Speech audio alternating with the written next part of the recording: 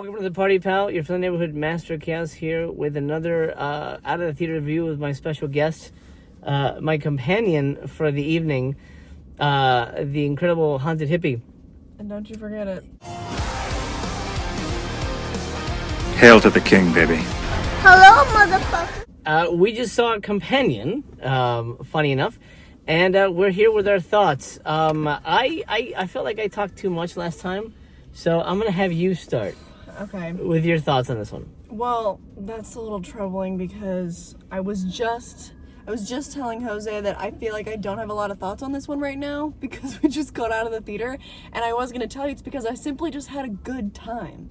Like, I wasn't really sitting there. I mean, okay, it's got a really thinly veiled, super obvious, like, metaphor going on, which is, and somehow they keep it super light and it's super fun, and so I wasn't really reading into things a whole lot because A, it was just all was super obvious, and B, it just all was done in a very, like, thick layer of comedy, and I just was enjoying myself. Like, we can get into the nitty-gritty of things. I feel like for me that'll be tough to do without spoilers because there's like detail in the costuming that like alludes to things that's really fun, and I did find the movie to be predictable. I found it to be predictable at times, especially in the first act, and then also in the last act. The middle was kind of where I was having a lot of fun with the twists and turns and where a lot of unexpected stuff happened. So it was a fun mix for me of predictable and not predictable. I guess I did have some thoughts. What do you know? There you go. There you go. You surprised all of us. Not that you wouldn't have thoughts, but you know what I mean.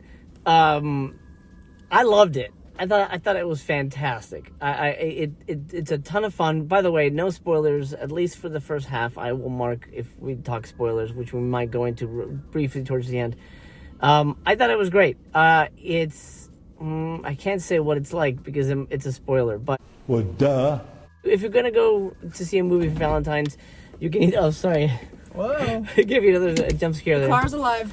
You can see this, or you can see Hard Eyes, which I haven't seen, so I don't know if that one's good or not. But this is definitely a very fun couples movie, and I think it's the kind of movie that rewards rewatching, and it's very rewatchable. And I talk a lot about a movie being rewatchable, a movie that you want to go on that journey over and over again. Not that many movies that do that nowadays, but I think this one is definitely one I can see myself, picking up down the line on 4K and revisiting. And a big part of that is the cast. And to me, the cast is the movie. When I'm making a movie, I always tell the cast, you are the film. It doesn't matter what happens behind the scenes. You are the movie. This movie benefits from an incredible cast.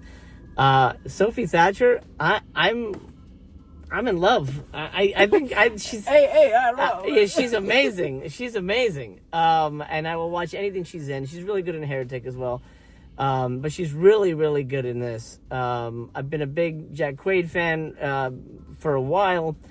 And Harvey Guillen, I think is how you say his last name. He's awesome. If you know What We Do in the Shadows, you know Harvey's work. He's so funny. Every scene he's in is delightful, and I want him to get more work, and hopefully I'll put him in something soon. I really love that guy. He's so good. So good cast, that helps, but a really fun script, one that not necessarily keeps you guessing, but keeps things moving. That helps as well. Now I do think we should dip into spoilers to discuss it a little deeper. So from now, but before we do that, I would say out of 5 stars, do you think you have a rating yet? I almost want to go 5, to be honest. Yeah. Perfect film. I'm gonna say I'll say 5. Fuck it. Oh my gosh. Okay, I'm between like a 4 and a 4.5 because I do wish that it was a little less predictable sometimes, because every kind of little note that they would throw in, that'd be really fun to see on a rewatch and like pick up on all those clues. So I was picking up on those the first time around, and that's why I was able to predict things. Just a little juvenile for my taste concerning the comedy. I don't know. A 4 or 4.5. I'll decide later. Okay, 4-ish. Yes. We'll say 4-ish. All right, so going forward, spoilers. If you don't want to know anything. By the way, it's a good thing you didn't watch that second trailer when we went to see... Oh, I didn't watch any trailers for this, by the way. Because the second trailer gave away that she was a robot. The first one didn't. So going in, you're not supposed to know that she's a robot. Yeah. Now, talking about predictability, did you know that she was a robot? I did. I surely did. You did? Yeah. Okay. Yeah. How? But I didn't know until... What was it?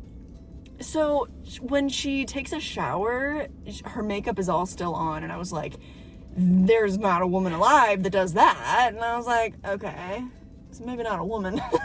Because I don't know, I don't know why that was the vibe that I got. Like, I never really saw any of the marketing, but the fact that it's called Companion, and like, I figured it had something to do with AI. I didn't know if it was like her or him or the car. And then when the movie started, I was like, oh, it's not either of them. Okay, like that's not what I thought it was. Like, and then I started, getting those little clues, and showering with the makeup on was a big one. That's yeah. interesting. Because it's a movie. They do that in movies, Well, people yeah, sleep with their makeup on and things. They sleep. But then also, when it cut from the party to them in bed together, and he just like finished and just like rolls over or whatever and tells her to go to sleep, I was just like, yeah, I mean, it's like, not that that's not realistic for a lot of people's situations. I'm sure. And God help you, honey. Leave him. Leave him. Ooh. So then I was like, yeah. Yep, for sure. Yeah, this is some sort of like sex bot situation. Yeah. Okay.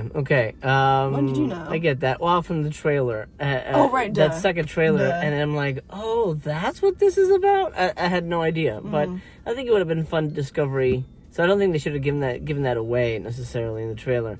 It's basically Megan, but like an adult Megan. Did you see Subservience with Megan Fox? I didn't. That's good. That's for the best, really. That was not good. Okay. I wasn't sure. Like, that's good. You should see that. That's good. You didn't see that.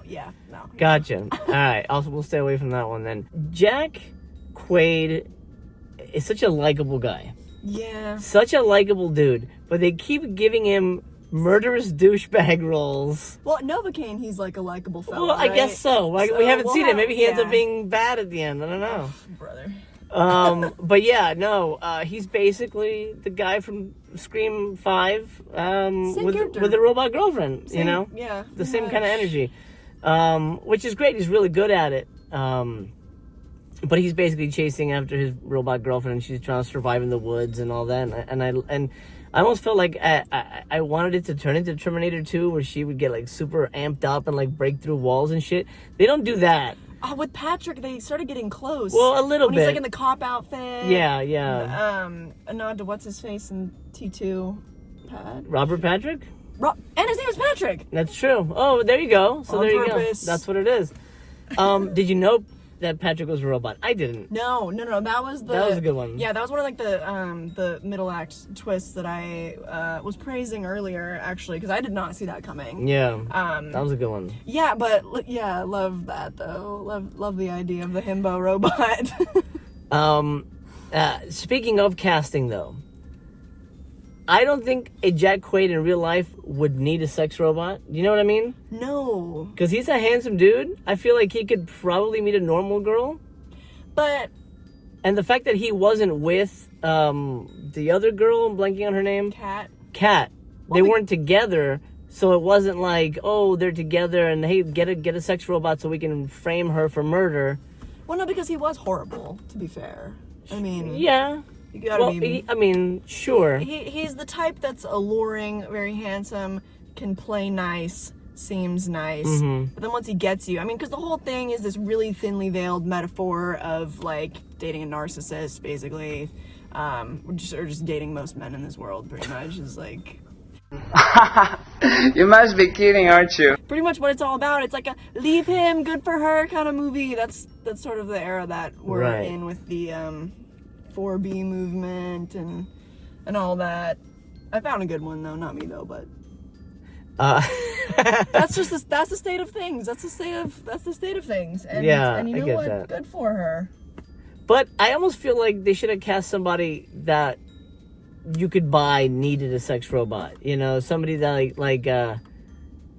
I mean, To me, I think it's more of a it's to make a point of just how entitled he is, and like while they're at the dinner table, that's why it made me giggle so hard when he was like, it's the world's not built for people like me, or like, and he's just this handsome white blue eyes, like, okay, Right.